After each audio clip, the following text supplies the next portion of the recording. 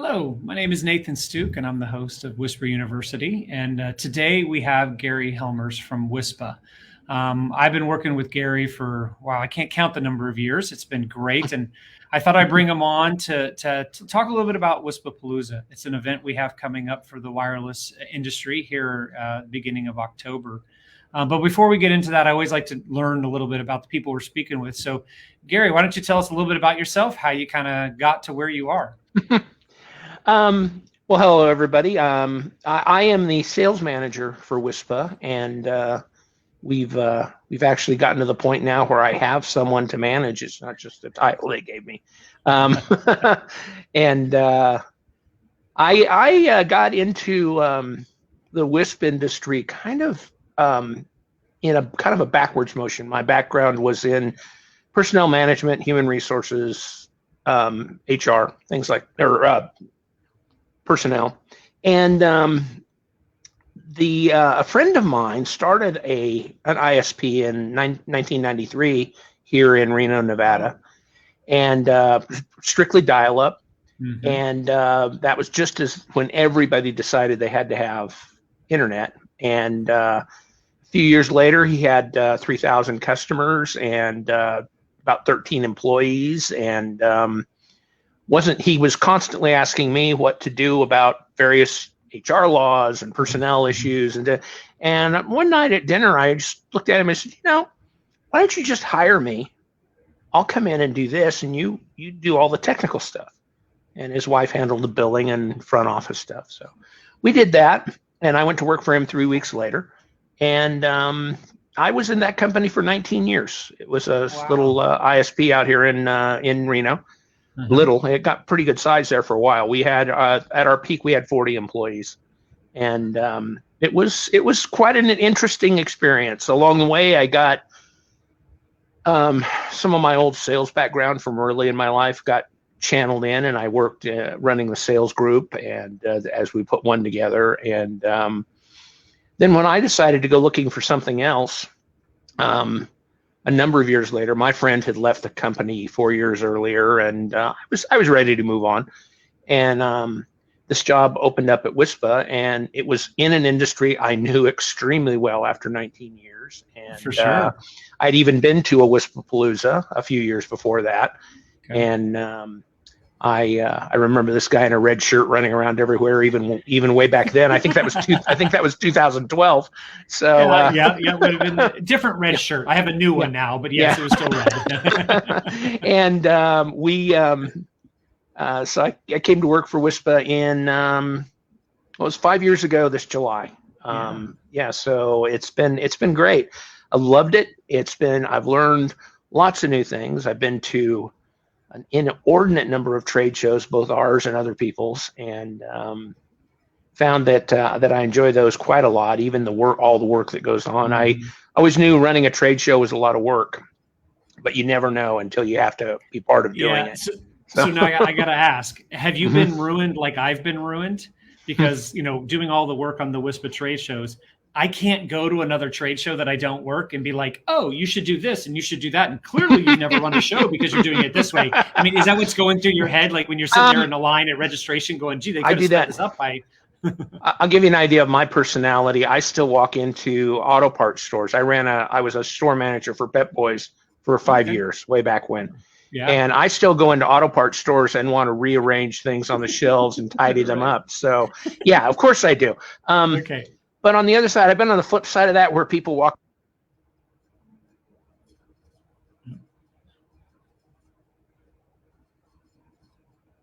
So let's see, Gary, I just lost you. I don't know if anybody else can hear me or if it's just me. No, it's me. My phone, I'm going to disconnect my phone from the Bluetooth. My phone rang and it took away my headset for a moment. It stole you. Yeah. All right. Well, while you're doing that, I thought I'd thought of everything, but okay. Yeah. So 93 in a dial-up. I went to college in 94. I hooked up all my friends on dial-up, and we got all these busy signals at college, right? So every time I hooked up a friend, I'm like, wait a minute, why am I doing this? It's just going to create more busy signals. And then I had another friend I met that started a dial-up company. and they in short order got to like 10,000 customers. They were hiring people left and right. And I tried to convince my parents that I should quit college and go work for the guy because the internet's the next thing. This was back in like 96, 97. I am very thankful my parents did not let me quit college, and I stayed doing it. And then 2003, I started Wisper, but we didn't start with dial-up. We started with wireless. So that's cool that you did it for that long, and now you get to work in an association that helps ISPs. I was comparing notes with one of our longtime members not too long ago, and he got involved in the ISP market about the same time my friend did in 93, 94.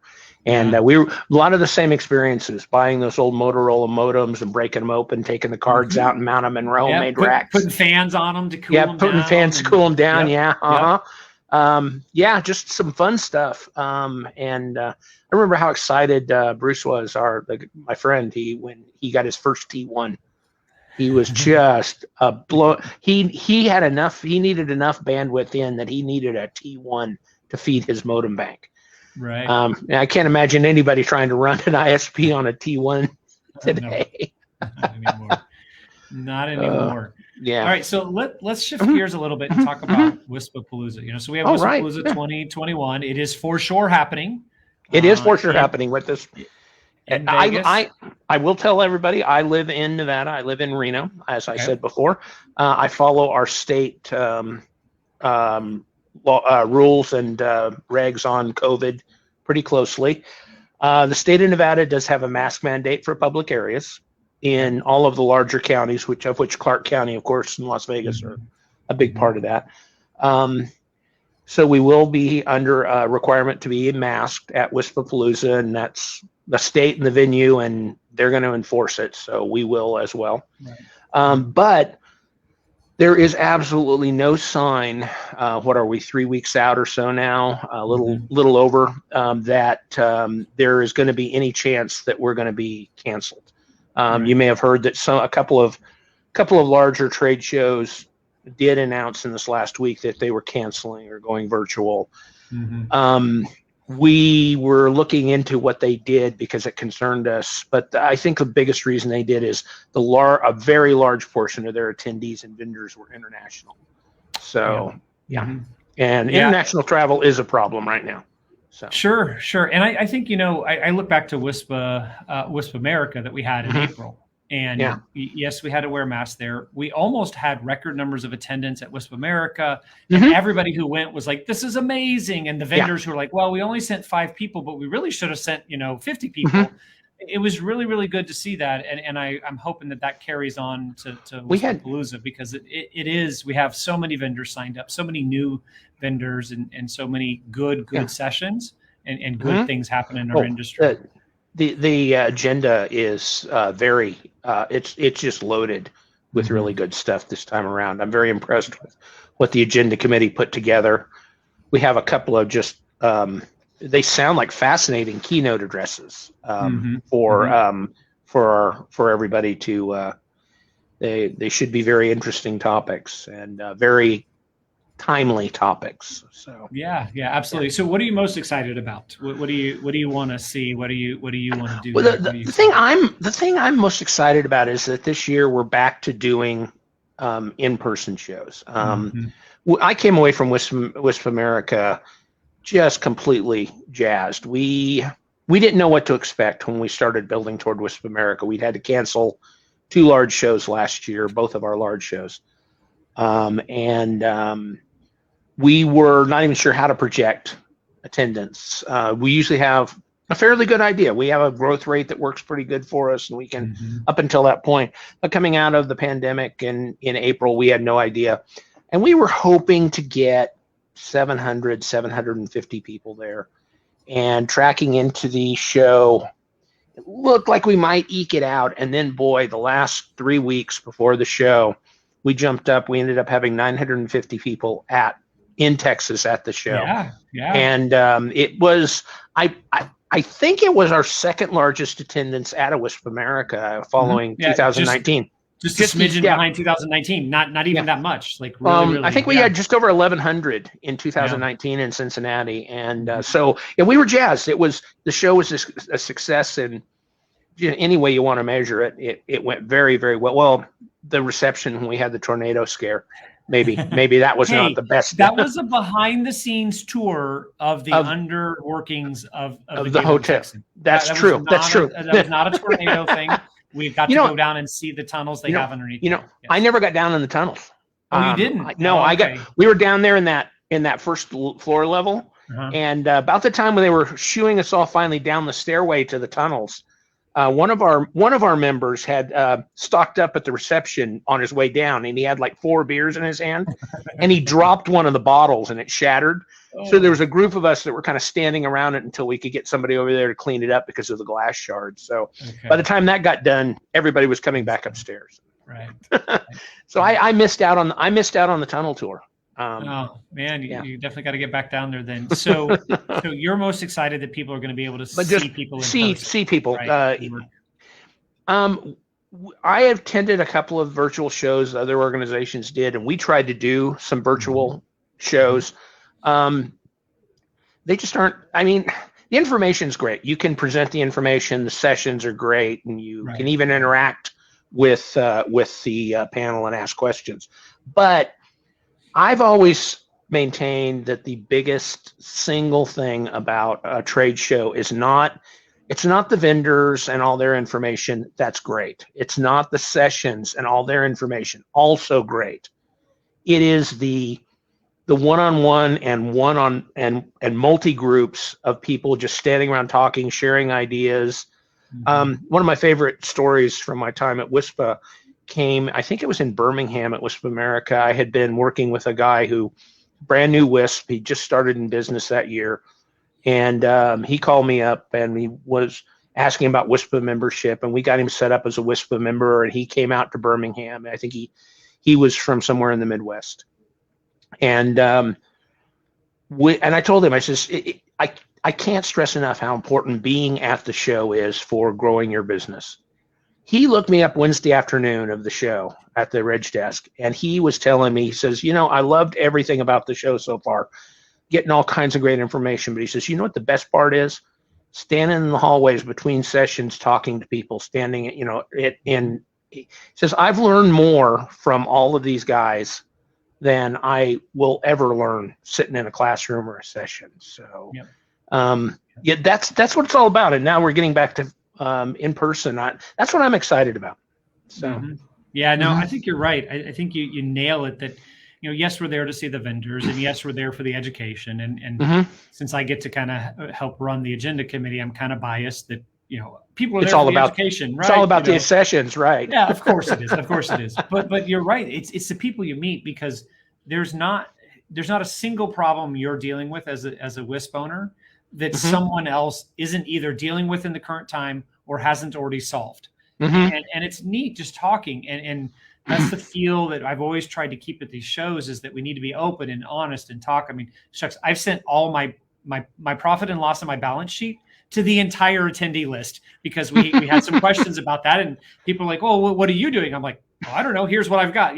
So it's really, really good to get people to meet each other, open up, and talk and help.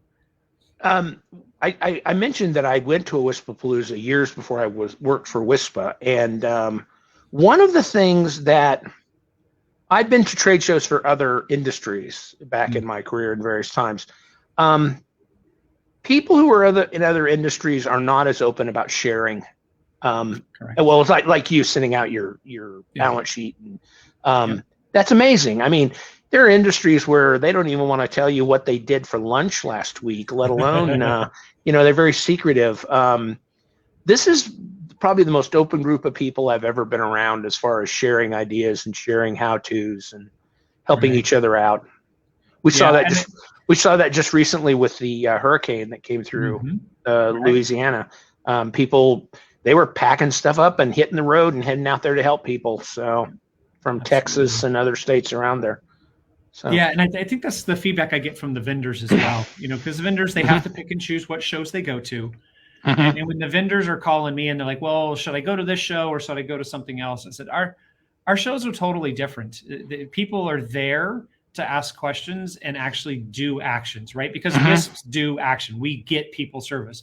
I went to a cable show, and what I realized very quickly is the cable show had the middleman. So that person walked around, and what they had to do is when they got back from the show, they had to convince the person above them it was a good idea to pay for it, and then the person below them that it was a good idea to execute it. And half of the time they didn't get that right, so it didn't happen. Whereas WISP, you're walking around, you either have the owner there or you have people who have actual, ownership of what they're doing. Right. And they're like, yeah, that's a great idea. I'm going to go deploy that. And they go do it. So it's definitely a different mentality than, let me work on this for 6 months to a year and I'll maybe buy your product. We're actively looking for solutions. Yeah, it's fun sometimes to talk to first-time vendors. The biggest part of my job, especially now that we brought on Jennifer to handle membership, the biggest part of my job is working with the vendors and selling the trade shows. Talking to first-time vendors is always something I try to do at every show, is get out and talk to all the first-timers Wednesday afternoon, Thursday, and see how the show went for them. And just about all of them are surprised by the interaction and the focus on the people that are there.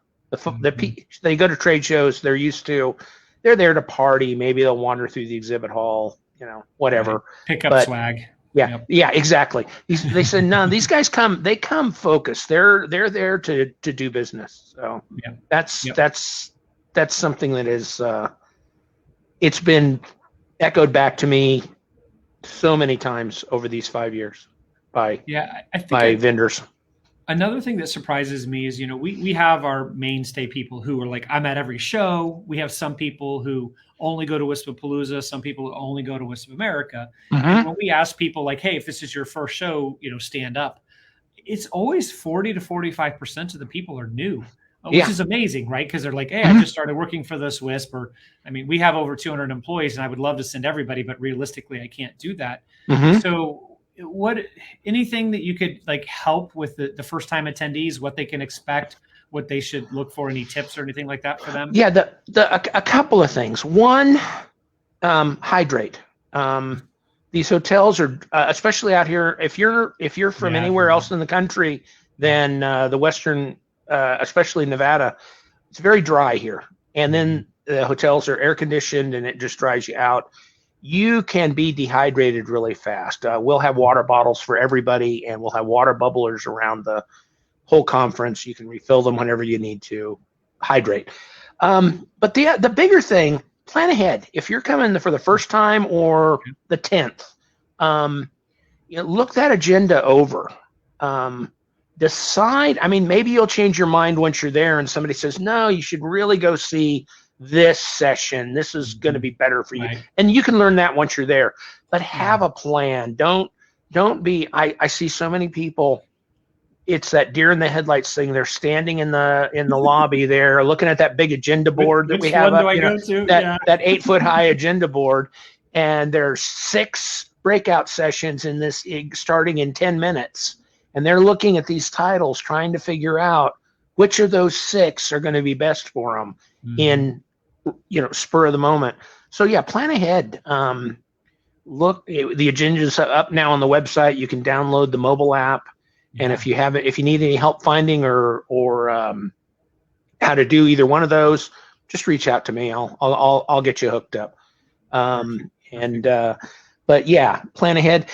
This one is one that I had written down, and then one of my coworkers modified. I wrote down comfortable walking shoes. Now we won't be walking as far as we did at the Rio. Right. Because you remember that walk to the convention center in the Rio. It was a long one. But you will walk a lot in that few days. I probably walk more in that few days than I do in any given month the rest of the year. So it's quite a thing. What the modification came from a longtime WISPA staff member who said, bring 2 pairs of comfortable walking shoes that are a little different. Okay. And she said, and here's why. She'll wear one pair for a while, and in certain spots on her feet, they'll start to rub and irritate her feet. And if she switches to the other pair, then the spots she's being rubbed in changes. So they can heal up. So I had not thought of that before, but that's an interesting idea. So I added that to my list. I think that's good. I think those are the biggies, though. Just, and take advantage of the networking events. We have if you've not been to speed dating before and have no idea what it is, I have not talked to anyone who's gone through speed dating the first time who was not thoroughly impressed with the experience, and that'll happen. Yeah. That'll happen Tuesday morning, and your friend Nathan here will be right there running it. So right, yeah. So we started speed dating. I wish I could say it was my idea. It was not my idea. It was one of my wife's friends ran a conference and she did the speed dating. So they explained to me, I'm like, oh, I'm doing that. So I put it on the agenda, and our then executive director was like, speed dating? Nope, we're not doing speed dating. I'm like, no, we have to do this. You don't understand. It's about meeting people and it's starting the conversation, because then, later on in the show, you can like, hey, I don't remember your name, but I remember you talking about this VoIP problem you were having. I'm having the same thing. What did you do? So I'm like, we got to do speed dating. He's like, nope. I remember driving to the airport going, we have to do this. He's like, no, we don't. I'm like, we have to. I'm like, I'm literally driving to the show, getting ready to get on a plane. And finally I said, listen, if it's a complete failure and it's no good, I'll take full responsibility. If it's a huge success, I'll give you all the credit. It's totally fine. I don't care. I think we need to do this. And we did it. And it was a huge success, right? People were like, and I didn't even put a description of what it was. I just said speed dating ? What? We still do that. I didn't want people to not want to go. We still do that. I mean, we just put it on the agenda as speed dating. Now that people that have been there know what it is. But I get questions every year. People will call up and say, what is speed dating? Is this like, no, it's not a romantic thing. No. Right. But it's, those kind of networking things. There's going to be a reception Wednesday evening in the exhibit hall during the exhibit hall hours. We'll have drinks in there. We'll have some food and snacks and stuff that evening. That should be a lot of fun. And get your lunch in the exhibit hall each day, except for Tuesday this year. The awards luncheon.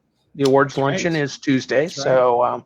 And we're upping our game on that. We're doing some cool new things. So hopefully everybody will come to that and see what we're doing. So I've been talking with Jen Welding, and she said she's helping to write a script and kind of punch it up a little this year. So that should be a lot of fun. I almost certainly will not be able to attend that because Tuesday is our heaviest reception day, and all of our staff ends up working the reception desk all day long Tuesday. So I generally can't make it to that, but it's a lot of fun, and just all of those type of events. Look at the keynotes we've got this year. You can see them on the agenda. We have one Wednesday. I believe they start at. Did they start at 11:30 or 11? That sounds about right. I think I should know that. It's right in there. So should I. Before lunch. I have proof the agenda in about 6 different versions so far because of it gets printed in so many places. So anyway, on Wednesday we've got one Beyond Bootstrapping, Unlocking Funding to Grow. So I mean, who can't use more information about how to get funding for your WISP? I think the biggest. I was on a phone call with. I've been on the same phone call with different vendors with our director of operations, Mike Wendy, 2 or 3 times, and this comes up a lot. Vendors want to do sponsored webinars with WISPA, and they're like, okay, what topics bring the biggest audience in your experience? Mike tells them every time. He says, anytime we talk about money. How to get money. How to get money. And the other one, money problem. And the other one on Thursday is the flip side of that. Once you have the funding, what do you do with it? It's entitled 17 million in 77 working days. How to succeed at government grants. Now, this is something Nathan wouldn't know anything about, but yeah. But no, not that many days. That's but this is someone who had to use 17 million in government funding in 77 working days and use it according to their rules. Right. And so 77 days seems like a fair amount, but no, that goes extremely fast. Planet trade show during COVID, right? Too. Yeah, so exactly. Right. Yeah. So I can't wait to watch that keynote. I think that's going to be great to learn. I think that's going to be a fascinating keynote. So we got a couple of very good keynotes this year. So yeah, for first-time attendees, these kind of things, all of them where we're getting everybody together. This is your chance to network with people. It's a chance to hear things as a group that everybody else is hearing. So don't miss out on those big group things. I think that's and really don't be afraid. Don't be afraid to talk to people. yeah. Come out of your shell. They don't bite. At least that hard. Not hard. Yeah, I really like what you said about plan ahead on the agenda. I think we're bringing 14 or 18 people this year, and what I don't want to see is 18 Wisper employees sitting in the same room. Yes, exactly. No. You spread the love around, and even if it's a topic that you're like, okay, I'm not that interested in, no, you need to go to it, and we need to spread it around. And we do a debrief meeting afterwards. It's like, okay, what did you learn? What are you going to bring back to Wisper? Who did you meet? And then they have to stand up in front of the whole company and give like a 2 or 3 minute little, what did they do? Because that's nice. It's a privilege to go to WISPAPalooza. It's not a right. And it's really your job. Like I go around, I make sure I talk to every single vendor. Even if I'm not planning on using somebody's equipment, I need to know about it, because what happens if I get into a situation where I need it? And a case in point, we bought a company a couple of years ago that did MDUs, so multi-dwelling units, in apartment complexes. Well, we have 3 or 4 vendors that sell products specifically for that, or one of the products they sell is specifically for that. I didn't need any of that equipment. I bought the company. And you know what I did? I went back and talked to all 3 of those companies as we were doing it. Like, okay, I need to do this, and I need to upgrade this, and what do I need to do? And it was good to already know that something existed out there, right? Instead of like, oh, now we own this, and how do we support it, or what do we do? Yeah. And that's another thing I would suggest is, even if when you're out on the exhibit floor, try and talk to as many of the vendors as you can, even if you're not sure. I'm never going to be involved in fiber. How many of our members have said that over the years, right? Yeah. How many of them are now running their own fiber plants, Nathan? Right. So at least get an idea of who to go to if you come up with a need. Those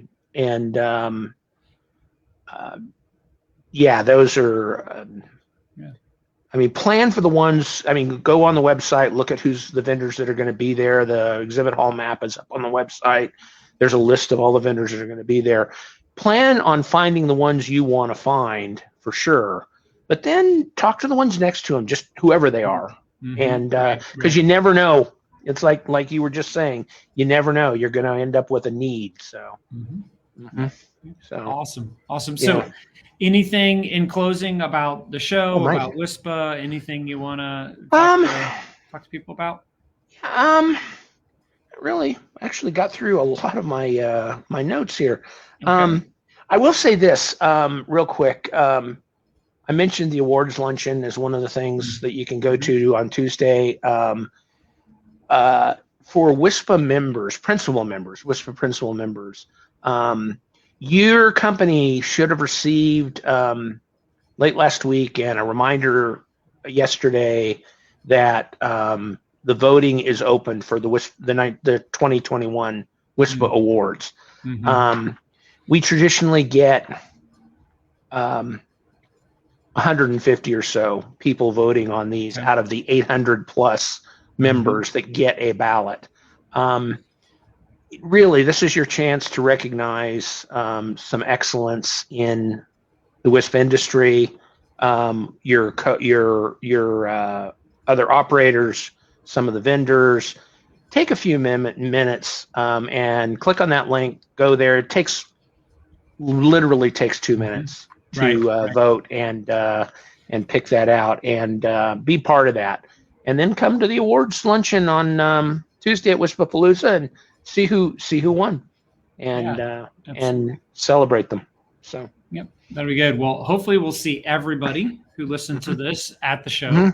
And we want to have as many people there safely as we can. So I'm looking forward to it. I always get so excited. I know it's a ton of work for all the shows, but it's so worth it, right? When somebody says, like you were mentioning, oh, I learned so much. You know, I want their head to hurt at the end of the show, not because of how late they stayed up or how much they drank, right? I want it to hurt because they learned so much, right? It's like, I'm going to go back and I'm going to do all these things. So, hey, but that staying up late and drinking, that's fun too. Fair enough. Yep. Yeah. Well, great. Well, thanks so much for being on today. I really appreciate it, and thank everybody for watching.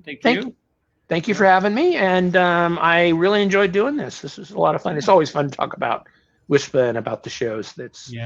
They're fun. For sure. For sure. Well, everybody who's watching, you can find us here on Facebook or subscribe on YouTube. So thanks so much, and we'll be on with our next show with something else that'll hopefully help you with your business. Thank you. All right. Thanks, Nathan. Thank you.